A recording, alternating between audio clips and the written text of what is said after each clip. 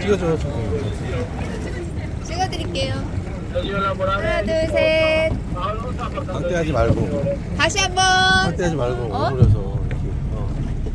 하나, 둘, 셋.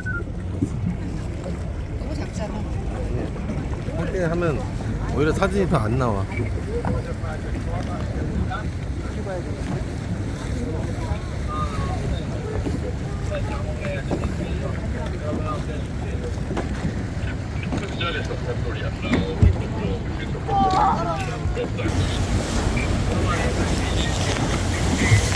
옛날 세관 자리가 이거예요, 이거. 옛날 세관 자리. 그리고 그 앞에 왼쪽에 성당 보이죠? 저 성당이 흑사병 때 살아난 사람들이 죽은 자를 위해서 헌금 모아서 만들어 놓은 성당이에요. 산타 마리아 델라 살루테라는 이름을 갖고 있는데, 이탈리아 사람들 와인 마신다 그러면 건배, 우리처럼 건배해요. 건배하는데 어떻게 얘기하냐면 살루테라고 얘기를 해요. 건강하자. 그래서 건강을 의미하는 성당을 만드는데 1348년 흑사병에 14만 명 죽고 7만 명 죽은 사람들의 감정을 거둬서 이 자리에 성당을 만들기 위해서 기초공사부터 하는 거 말뚝 받고 그 다음에 여기다가 돌 쌓고 이러고 이제 그거만 100년 걸려요. 그랬는데 그러고 있는 100년 사이에 8만 명이었던 인구가 다시 21만 명으로 늘어나는데 흑사병이 또 오래 11만 명 죽어요. 10만 명 살아나요. 그 10만 명도 감사한 놈들이에요. 그거에 대해서 돈을 더 크게 축축해서 이 성당을 만든 거예요. 산타 마리아 델라 살루테 건강을 의미하며 죽은 자들을 위해 기도해주기 위해 만든 성당입니다. 지금 우리나라는 이 길의 양옆에 있는 것들 전부 다 귀족에 통해서 상인이었던 사람들 살았던 집이며 일터였던 곳인데 육신에 설 때 힘을 부리며 떵떵거리고 살던 사람들이 여기 나와 살면서 귀족의 품위가 자꾸 사라지는 것 같다. 그러다 보니까 육지에서 유명한 사람들이 자기들을 초청해서 균류를 날리면서 품위를 유지하려고 노력을 하게 되는데 그렇게 초청되어 온 사람들이 나중에 유명해진단 말이에요. 그 유명해진 사람들이 뭔가 나도 거기 있어달라고 요청하다 보니까 호텔로 개조한단 말이죠. 우리 오른편에 벽돌 건물 3층짜리 있어요. 그리티 팔라스 호텔이라고 이름 써있는데 여기 머물렀다는 사람이 여기 머물렀으면서 이 베네치 아름다운 모습에 영감을 받아서 책을 쓰는데 그 책 제목 여기에 자리 거라 누구를 모르리나 책이죠. 헤밍웨이가 머물렀던 곳이에요. 그리고 무슨 바닥의 내부가 정말 이뻐서 베네치아의 5개 유명한 호텔 중에 하나가 됩니다.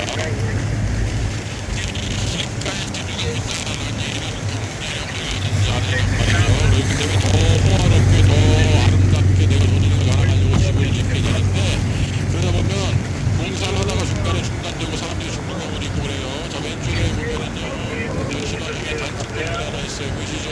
요거 공사시작하고 1층 짓다가 그 전쟁터 나가서 죽게 되는 클레온이라는 사람이 살았던 집인데 이거 공사 중단된 거 페리 구게나임이라는 사람이 사서 현대미술관으로 꾸며놨어요. 전 세계에서 제일 유명한 현대미술관이라고 생각하시면 돼요. 페리 구게나임 현대미술관. 여기서 전시하면 그 사람 명성이 세계 최고로 된다. 명성이. 그래서 여기서 전시한 사람 중에 제일 유명한 한국 사람 누구냐면 최초로 전시한 사람이에요. 백남준. 여기 전시할 수 있었던 이거는 그분이 국적이 미국 국적이었기 때문에 가능하다. 그러고요. 그분이 그다음에 이 베네치아에서 열리는 2년에 한 번씩 열리는 비엔날레 아카데미아라고 하는 미술 대전에 참여가 되는데 심정이 되자마자 뭐 하냐면 한국 국적의 예술가들을 초청을 해서 이한수다리는 그 뭘로 출중하게 하고 특별상을 주면서 그들의 이름을 세상에 알려주게 하는 한국 국적의 예술가들의 명성을 세상으로 올려주게 되는 그런 힘을 실어준 분이라고 생각하시면 됩니다.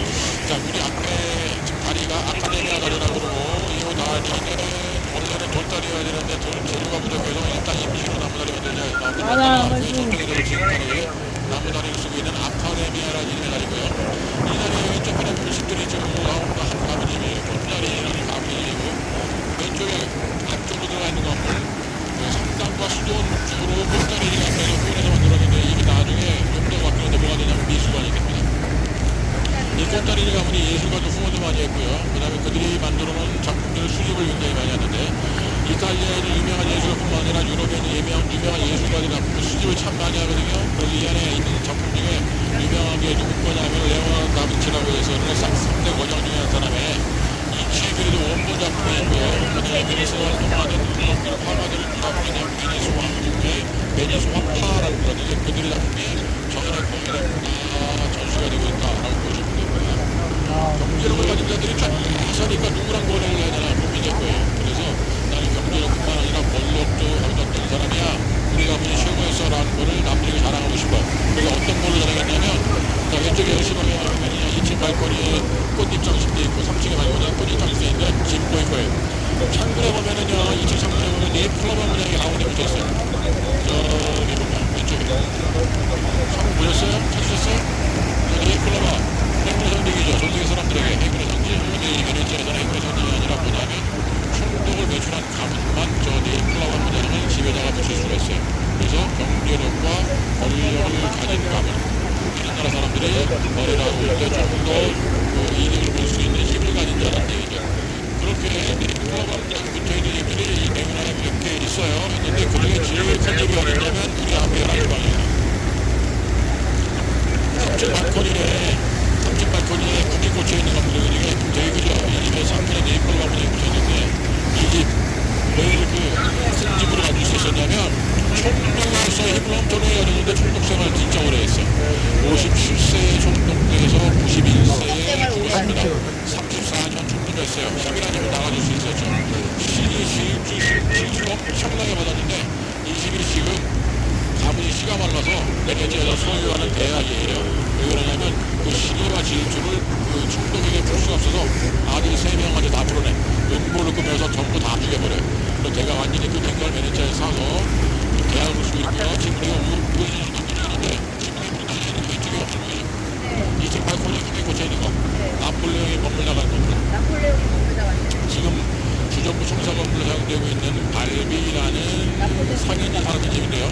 저 지붕에 물 달려있는 거 지금 우리가 지나는 대면에 몇 개 없어요. 저 앞에도 하나 보이는데 저 물 달려있는 게 그 시대에 상인들 중에 제일 돈이 많은 상인만 누릴 수 있는 특권이에요. 뭐냐면 제일 중요한 소금 판매권을 갖는다.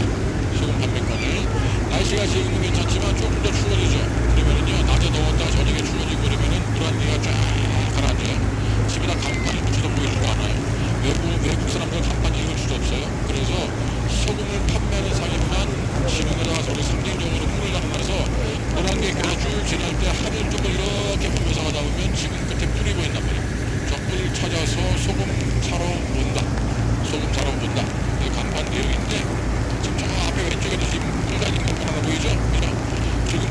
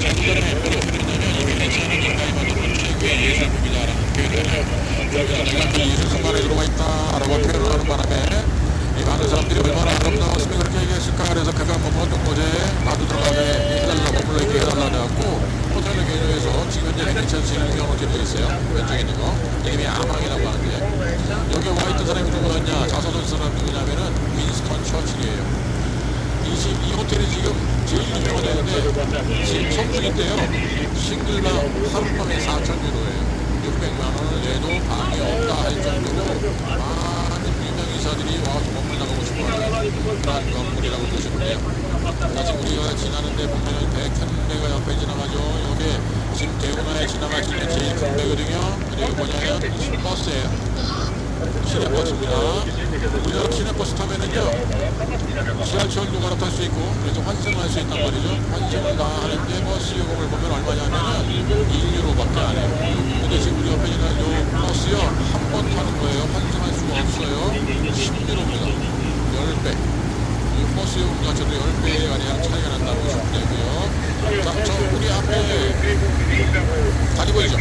저 다리는 베니스 상징이기 때문에 우리 핸드폰에 담아놔야 되는데 저 다리를 배경으로 스파이더맨 카디노랄 이탈리안자 미션 임파서블 투어리스트 이런 모든 영화입니다.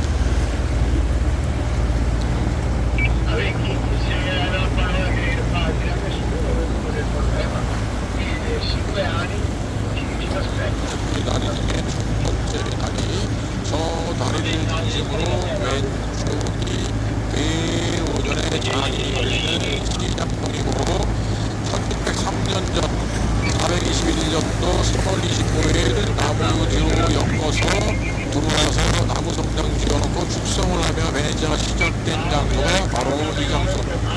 베네치아 중심이기 때문에 이 베네치아 사는 사람들에게 식사제부터 생필품을 공급해주는 장소가 여기인 거예요. 그래서 지금도 여기 매일 오전에 장이 열리는데 22만 명이 살다 보니까 여기에 장보러 오는 방법은 어떻게 되느냐? 도저는 배를 타고 온다. 그래서 지금 왼쪽 배가 배를 내놓고 장을 보는데 너무 많은 배들이 서 있다 보니까 정작 물건을 싣고 와서 내려놔 줘야 되는 배들이 지나가지를 못한단 말이죠. 그래서 총독이 그걸 해결해 주겠다고 여기다가 나무 다리를 놔고 그 다음에 우리 앞쪽을 다리 지나면서 오른쪽으로 골목이 있어요. 그 골목 안에다가 다리 2개 놔주고 그리고 그 다음 골목에도 다리 2개 놔주고 이런 식으로 다리를 놓게 되는데 지금 우리가 지난 여기에 나무 다리가 있었단 말이에요. 처음 다리가. 근데 그 다리가 50여 년, 60년 정도 만에 끊어져 내려요. 근데 꼭 필요한 다리이기 때문에 다시 더 높게 단단하게 올려 세운다고 해서 세운 거예요. 이 다리 이름이 뭐냐면 그리알도라고 하는데 그림입니다.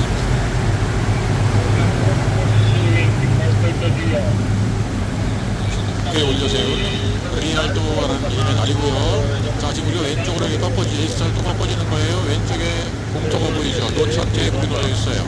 여기가 하역장입니다. 물건을 싣고 오는 상인이 물건을 내려놓죠. 그러면 물건을 받아주는 상인이 얼마큼 한 건지 계산을 해야 될 거 아니에요. 그죠? 그래서 여기에 지금 노천 테이블에 있는 자리가 항상 긴 책상과 긴 의자가 놓여 있으면서 물건 싣고 온 상인과 물건을 받아주는 상인이 딱 앉아서 계산을 했었어요. 긴 책상을 방콕이라고 얘기를 하고 긴 의자를 방가라고 얘기를 하는데 이걸 영어식으로 표현하면 뱅크라 그래요. 은행이 시작된 장소가 여기랍니다. 지금 이태리만 은행 그러면 방가라고 표현하는데 바로 여기서 그렇게 돈을 주고 거래를 했던 이유 때문에 그렇게 사용을 하게 되는 거. 왼쪽에 있는 이 건물은 그때부터 지금까지 임대 건물로서 창고 안으로 쓰였던 건물인데 이 건물이 끝나는 자리에 점점 있죠. 야채, 과일 시장이에요. 지금 아직 과일 다 완전히 끝나려고 몇 사람들이 남아서 과일 팔고 있어요. 그 앞에 2층 건물이 해산물 시장이고 골목골목으로 생필품을 파는 시장들이 있어요. 베네치아 시장이고 피난민이 들어와서 나무 성당 지어놓고 여기부터 시작해서 베네치아들이 하나씩 섬이 넓어지게 되는데 이 주변이 제일 중심지로서 힘이 제일 강한 사람들이 먼저 터잡고 식단하겠는 장소라고 생각하시면 돼요.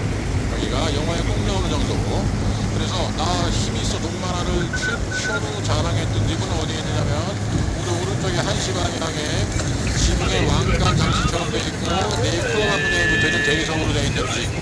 이 대리석 바깥쪽으로요 순금 장식을 전체를 다 붙여놨었는데 이 집의 이름 영어로 골드하우스 이태리말로 까도르라고 하는데 지금 그 하나도 없죠. 이거 나폴레옹이 돈 없다고 당할 것 같아요. 순금 싹 뜯고 갔어요. 그 앞으로 분홍색 건물이 있어요. 2층 발코니, 3층 발코니를 한번 봐보세요. 발코니가 삐뚤어졌어요. 삐뚤삐뚤해요. 이 건물은 전체적으로 오른쪽으로 이렇게 기울어져 있어요. 균열이 들어가 있습니다. 근데 이 건물 지금 사람이 살고 있는 건물이에요. 밤에 잠잘 때 언제 무너질지 모르는 불안한 마음을 갖고 잠을 자야 되는데 500년 전에 이런 식으로 균열되고 기울어지는 집에 살던 사람이 나 불안해서 못 자겠다 이러고 나 집 바꿀래. 저 썩은 나무 싹 벗고 새로 리모델링한 집이 왼쪽에 있는 집이에요. 그래서 두개 붙어 있는 집입니다. 밑에 회색불에 현수막이 보니까 회사로 이 집을 리모델링한 사람이에요. 회사로는 사람인데 이 사람 경제력을 엄청나게 가졌고요. 그걸로 인해서 총독관이 되었던 사람이에요. 근데 총독되고 난 다음에 못 되겠어요. 그것도 일기장에 써놓고 아주 뻘짓을 해 뻘짓을. 일기장에 뭐라고 써놓고 했냐면 나 부인을 사랑해. 로맨틱하게 써놨어. 그 다음 주부터가 솔직해. 이 사랑하는 마음이 자꾸 사라져. 그래서 이 사랑하는 마음이 완전히 사라지기 전에 내 부인을 마음속에 묻겠다라고 써놓고 자기 부인을 목 졸라 죽였단 말이죠. 기가 막히네. 사랑하는 사람을 죽일 정도의 인성인 사람에게 나라 살림 못 맡기겠다고 시민들이 폭동을 일으켜서 총동이 달아서 끌어내렸는데도 불구하고 기가 막힌 거야. 그래서 베네치아의 물건을 팔러오는 상인들에게 메인 상인들이 그 얘기를 해준 거예요. 우리나라 이런 일이 있었다 이런 일이 있었다. 그 얘기를 들었던 영국 상인이 영국에 경이고요.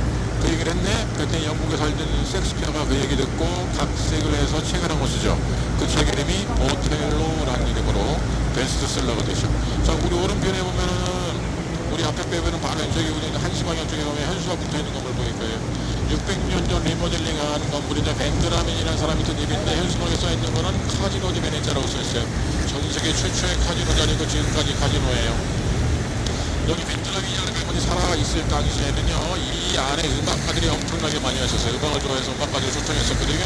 그중에 유명한 음악가 바그너라는 사람이 젊은 나이에 여기 초청되어 왔다가 본국으로 돌아가는데 나이가 들어가면서 북극에서 죽은 게 아니라 이 베네치아 죽고 싶다 이래갖고 이 벤드라민 가문 사람들이 다시 초청을 해서 이 집에서 바그너가 마지막 여정을 보냈단 말이에요. 자, 맨 쪽에 보면 현수막 붙어있는 건물은 이게 자연사람들만, 그죠? 근데 이게 유일한 외국인 집이에요. 터키상인 집이에요. 1200년 만에 터키상인이 장사사하게 들어왔는데 이 베네치아가 너무 아름다운 거예요. 그래서 이걸 난 여기서 살고 싶다 그래갖고 인근 인맥 돈 총동원 해서 여기다가 집을 지었어요. 그리고 그 사람이 죽기 전에 저걸 터키 상공의 건물로 터키에다 기증을 해서 사용하게 됐고요. 1290년대에 만들어 놓은 건물 그대로 있어요. 내부 인테리어도 그대로 있습니다. 700년 전 인테리어 그대로 있습니다. 그래서 비잔틴 건축 양식과 인테리어의 모습을 볼 수 있는 건물인데 저거 내부 모습이 투어리스트에 나오거든요. 내부 진짜 예쁘게 화려하게 양식이 되어 있는 모습을 볼 수 있어요. 우리 앞에 오른쪽에 성당 예레미야라는 이름을 갖고 있는데 성당 입구 한번 볼게요. 입구 들어가는 입구에 보면 여기는 그림 하나 그려져 있어요. 저 여자는요 이름이 뭐냐면 루치아라 그래요. 루치아. 저거 사진을 딱 찍은 다음에 확대해서 보면은요 오른손에 쟁반 들고 있어요. 그러니까 쟁반 안에 눈알이 2개 들어있네. 눈이네 눈알이. 순경대 그리요 눈이 쁘게 들었어요. 루치아. 이 루치아 정도 굉장히 유명한 성당이고 우리 이름 다 들어봤을 거예요. 산타 루치아. 들어보셨죠? 산타 루치아를 이태리 우리나라에 하면은 루치아 성녀라 그래요. 1860년에 이 자리에 루치아의 성녀의 유해가 모셔지게 돼요. 원래 예레미야 성당이었는데 예레미야 루치아라는 이름으로 바뀌게 됩니다. 그런데 그 건물의 벽에 글씨 써있는 게 시라쿠스의 성천의 루치아가 예수님의 순교당에 여기 쓰고 계신다라고 써있는 건데요. 원래 루치아 성녀의 유해가 모셔진 성당이 다른 곳에 있었는데 그 성당을 부셔내고 다른 목적의 건축물을 만드는 바람에 그 성녀의 유해를 이쪽으로 옮겨놓게 된 거라고 보시면 돼요. 어디에 루치아 성당이 있었느냐면 우리 앞에 다리 있거든요. 이 다리가 대운하의 세 번째 다리이면서 마지막 다리예요. 이 다리 오른쪽에 성당이 있어요. 산타마리아 나사렛이라는 이름을 갖고 있고요. 그 성당 앞쪽에 낮은 건물 하나 있어요. 그 자리가 원래 루치아 성당이 있던 자리인데 그 성당을 없애고 새로 만드는 건축물이 지금 우리가 지나면서 보게 되는 건축물인데요. 용도가 뭐냐면 기차역이에요. 이름이 산타루치아역입니다. 여기 역사 건물 만드는 게 1809년도 공간이에요. 60년경에 공장이 끝났는데 쓰지도 못해. 아까 지나오신 다리 긴 다리죠. 그 다리가 1933년에 연결되거든요. 그래서 그 다리 연결되기 전에는 사용도 못하는데 다리가 연결되고 난 이후에 기차 충전하면서 잡을 수 있게 되는 기차역입니다. 산타루치아 기차역. 그리고 지금 우리가 지나는 요 다리 이름이 스칼지라는 이름을 갖고 있어요. 근데 이 스칼지 이름이 참 희한한 이름인데 뭐냐면 별명처럼 부르던 성당의 이름이에요. 우리 오른편에 있는 성당이 원래 이름이 나사렛이라는 이름을 갖고 있는데 이거 성당 원래 이름 아는 사람들 많지도 않아. 별명만 불러서 별명처럼 부르는 게 스칼지인데 왜 그러냐면 이 성당을 만든 수도에 까르메 있는데 그 까르멘 수도의 사람들이 겨울이 때문에 겨울에도 양말도 못 신고 신발도 못 신고 맨발로 다니거든요. 스칼치라는 말이 맨발이라는 뜻이에요. 그 맨발의 수도에 스칼치 성당이라 부르는 바람에 다리의 이름도 스칼치라 붙인 겁니다. 자, 오른쪽 단층 건물이 기차 역사를 빠져나온 관광객이 정면으로 보게 되는 그 왼쪽에 있는 성당이 요거 가시면 꼭 보셔야 되는 판테온 신전을 혼자 만들어 놓은 성당입니다. 이거 시몬 성당이라고 해요. 그 성당 나중에 로마 가시면은요 판테온 신전을 보면서 한번 사진을 비교를 해보면은요 아 진짜 비싸게 생겼다라고 하실 수 있는데 1900년 전에요 로마의 황제였던 하드리아누스라고 하는 장제가 그리스 스타일의 신전 모습을 리모델링을 해서 신전을 만들었다고 그러는데 그 이후에도 그렇고요 사람들이 막 쉽게 만들 수 없는 지붕이 건든 거예요. 넓이가 지름이 43.5m보다 높이가 43.5m를 갖고 있는 건물에 기름 하나 없이 최초로 만들어진 건축물이 판테온이란 말이에요.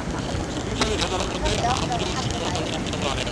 그래서 뭐라고 그러냐면 감리의 주제에 정신 못하면서 건축이라고 해요. 이런 양보가 얘기했는데 1300년이라고 난 이후에 1402년도에 피렌체 출신의 예술가가 로마를 내려갔다가 판테온 신전을 보고 깜짝 놀래 세상에 이렇게 대단한 건축물이 있는지 몰랐다면서 건축물의 신전을 넘게 열심히 공부해서 1419년도에 피렌체로 대성과 그림님의 무슨 얘기냐면 내 이름으로 가시게 되는 피렌체의 대성당 최성마리아 성당이라고 했는데 산타 마리아 델 시오레 성당에 지붕을 넘는다.